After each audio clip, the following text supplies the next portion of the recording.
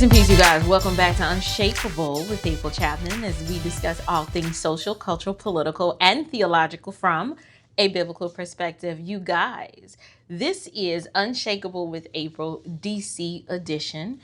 I wanted to come really quickly and just record this video because I am in probably about 35 minutes headed to the White House to celebrate the annual Black History Month events. However, I wanted to come before you because there is this article that was published this morning in I think this is the Washington Post, or is this the New York Times? I cannot remember. It's an opinion piece in the Washington Post. It's an opinion piece in the Washington Post. And listen to the title. It says, it took 1 year for Black MAGA to crater. The African Americans who voted for Trump are no longer feeling the love. And then it says, here's why. I thought this article was interesting because I'm like, who are these Black MAGAs that they surveyed or interviewed who take this position? As far as I can see, Donald Trump has more support within Black America than he ever has, considering many individuals who were not MAGA before the 2024 election, many of them are MAGA now, in light of what we are witnessing with this illegal immigration crisis. Black Americans are seeing very clearly, and they're thinking very soberly about the fact that they've seen firsthand what Democrats have done to their communities and how Democrats have prioritized this illegal immigration crisis. They've prioritized illegals in lieu of wanting to take care of Americans. You have to remember, there are plenty of Black Americans who were government employees who saw what the Democrat Party, the stunt they pulled this past November with shutting down the government, all because they wanted to fund illegal immigration. So I'm not quite sure. I did a cursory review of this article, and it says last year at the White House's Black History Month celebration, President Donald Trump took the lectern and basked in victory. He just won a second election with more Black support than any Republican presidential candidate in 5 decades, and 1 in 3 Black Americans approved of the job he was doing. Then it says, today, new polling among Black Americans suggests the love is gone. Trump's favorability has plummeted from 30% a year ago to as low as 13% last month. Don't know who they polled, but it says his job approval has fallen to 15%, less than half of what it was at that White House celebration. And his current ratings are about what they were before he lost the 2020 presidential election. So the question that this article is asking is, it's an opinion piece, where did Black MAGA go? And it says that successful implementation of policies they can point to with pride and a sense of belonging to a movement that outweighs racial differences within it. But the declining numbers don't just signal that the president is losing voters. They show that Black MAGA's appeal to Black Americans stems less from affection and partisan identity or loyalty to Trump, but rather it rests on 2 pillars: implementation of policies that they can point to with pride and a sense of belonging. Let me explain something to you. I don't know who they polled for this, but Black Americans in this country who are overwhelmingly pro-America, we're not suffering from a sense of not belonging to a community. As you guys know, on this platform, I'm always talking about functioning in your freedom, not wanting anything from the government, particularly not even having an expectation that Donald Trump or any politician like you. So I vehemently reject the premise that there's this sense of belonging, that our support for this president rests in his ability to make us feel loved. If your existence hinges upon how a politician feels about you, indicates to me that you lack depth of understanding the way the world works, and that you were looking for some sort of paternal, patriarchal figurehead to give you a sense of belonging and identity. Those of us who have supported this president are not looking for that. Okay, we understand the proper role of government, and we are getting exactly what we voted for. We wanted the border closed, and we absolutely wanted the illegal immigrant element of the country deported.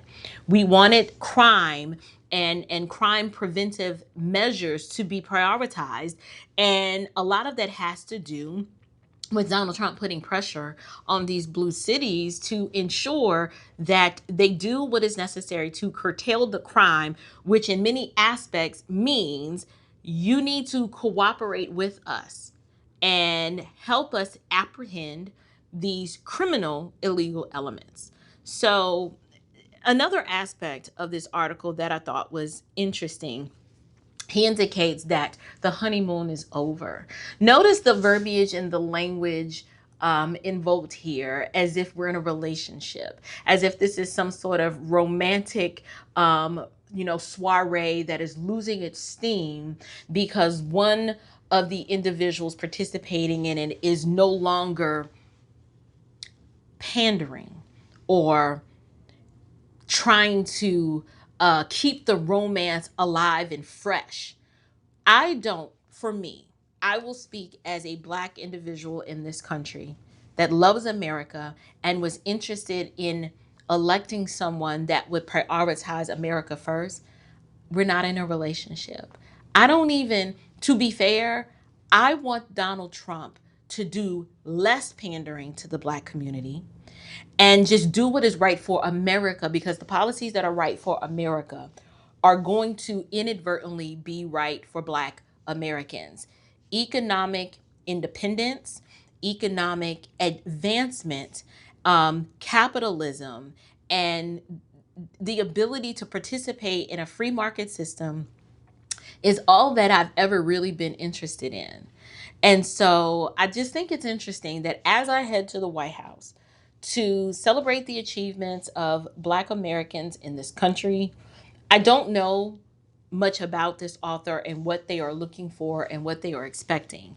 But clearly, this individual is not in tuned, I will say, to the pulse of what's really going on, because you can go up and down social media.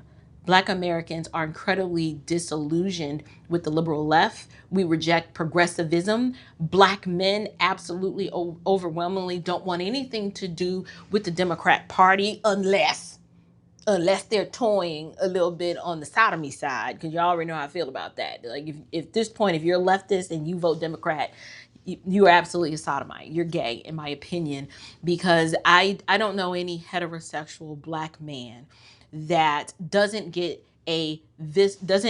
provide some sort of visible reaction when they think about the sexual perversion of children and the trans agenda on children, and how they're absolutely always pushing sexual perversion as a form of political policy.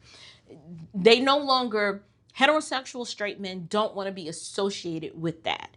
And so as a result, many of them are saying, I didn't walk away from the Democrat Party. The Democrat Party walked away from me. They're too far left. They're too far progressive. They're too effeminate, matriarchal, and egalitarian in their leadership. And masculine, heterosexual Black men understand the leadership style of Donald Trump. They understand his matter of fact way of communicating. They are in no ways caught up in their feelings, looking for a politician to like them or love them or give them any sort of affirmation or approval. So this article, in my opinion, is more a propaganda piece in order to make people think that Donald Trump is losing Black support, but I believe it is the opposite. You have organizations and groups such as Chicago Flips Red. You even have the same movement happening in Philadelphia. You have platforms like this and individuals who are Black conservatives who are gaining traction, because what we have done is we have uncovered and implicated that the problems we are seeing in the Black community is because we have overwhelmingly adopted leftist liberal ideology. And it wasn't until we started doing that things went left. You know, when we were more conservative, where we put God first and we focused on rebuilding and maintaining strong families, that is a movement that's actually gaining traction. We don't want government dependence, and we're not looking for a handout. We simply want, like I always say on this platform, get the heck out of our way and let us function in our freedom. So, um, a statistic that I wanted to bring up here is it's saying that the easy but incomplete explanation for the attrition. Now, to me, this is alleged attrition. I've not seen a TikTok, a YouTube reel, or short, or a Facebook reel where there's this overwhelming group of Black Americans who are saying that they are leaving or no longer supporting the Trump administration. In honesty, it's the opposite. We're seeing the opposite of that. I need to see evidence of that. I don't recall Donald Trump specifically in his 2024 re-election campaign making any specific promises to the Black American community. I remember in 2020 he did that with the Platinum program or the Platinum plan. And to be fair, I wasn't in full support of that, because I don't think the right needs to pander to Black people by dangling a juicy carrot of free programs and things for Black people. I'm an American. I'm willing to compete on the basis of my merit. I don't need a DEI federal program to make way for me. And I wish there were individuals within the RNC who would pay attention to platforms like mine and platforms like Chad Jackson and Vince Everett Ellison, and actually listen to the ideas that we present. And if they learned to speak our language and crafted a shareable narrative that resonated particularly with Black men, I ain't gonna lie, Black women at this point, the only Black women you'll be able to reach are the ones of us who are either with a man or understand patriarchal order and influence, or should I call it biblical headship. Black women on the left are matriarchal, and they're feminists. So nothing about what Donald Trump offers and what the right offers is appealing or attractive to that demographic. So don't even try to reach them. Some of them, aside from the Lord doing a work in their heart, they'll never be reached.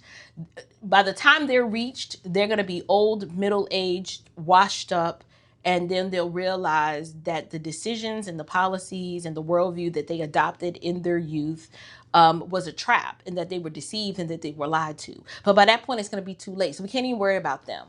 But overwhelmingly, Donald Trump's policies and his method of governance absolutely overwhelmingly resonates with Black men and Black married females and Black women who still have a semblance of common sense, like the 8% of those women. I don't see where he's lost any support. This article provides no evidence of that. But here's what I will say. I will say that as I head to the White House today, and we celebrate the achievements of Black Americans in this country, I am there for one reason and one reason only. It is because, to me, this battle that we are in, the fight for the culture, it's not political for me. It is absolutely moral and spiritual in nature. And so because I understand that and because I recognize that, I don't, this is less about Trump for me. And it is more about the condition of the country that I am leaving to my children and my children's children. This is political. It's not political. It is more moral. And if there's a candidate that I believe that is going to be a stopgap, a go-between, someone to erect a boundary to prevent a further decline and a further shift left, that is the candidate that I am going to support. If you're following geopolitical news lately, you're going to find that in Europe, the decline or the destruction of Europe happened because they lost their national identity and adopted more of a globalist identity, and the influx of illegal migrants is what has destroyed Europe. And America is going to be in the same position and be right behind it if we do not do something quickly, which is get the illegals out, keep the border closed, and strengthen the people economically and culturally here. We've got to do something to slow the spread and the decline of this globalist, socialist, communistic ideology that has infiltrated this nation. So I just wanted to mention to you guys, I'm on my way to the White House. I will be taking lots of pictures, maybe doing some live streaming while I am there. Not sure what the lay of the land is going to be like, but I'm absolutely honored, and it is a privilege for me to go to the White House to celebrate the achievements of Black Americans in this country, because this country is absolutely just as much as ours as it is as anyone else. And so I'm privileged to represent all of the Unshakables at the White House today.